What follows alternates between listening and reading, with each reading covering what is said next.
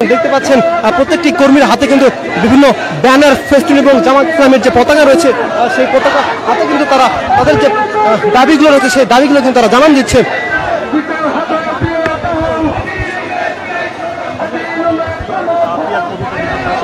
জানিয়ে রাখতে চাই যে তাদের যে 5 দফা দাবি রয়েছে, জুলাই সনদপত্রের আইনি ভিত্তি এবং উভয় পক্ষে আগামী জাতীয় সংসদ নির্বাচন পিয়ার পরিণত হতে হবে। পাশাপাশি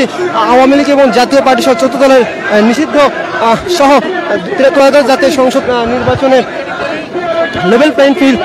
নিশ্চিত করার যে 5 দফা দাবি রয়েছে সেই 5 দফা দাবিতে কিন্তু এর আগে বিভিন্ন সময়